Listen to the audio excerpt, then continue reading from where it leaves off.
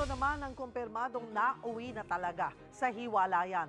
Napurnada ang biyahe ng isang OFW na papunta sa ng Kuwait matapos punitin ng kanyang mister ang passport at ticket niya.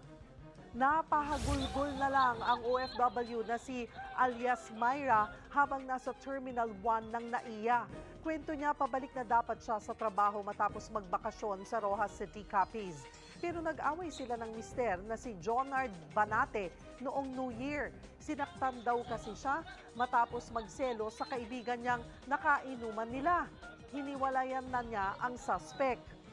Pero pagdating sa airport, bigla raw siyang hinarang ng mister, saka pinunit ang pasaporte at tiket niya.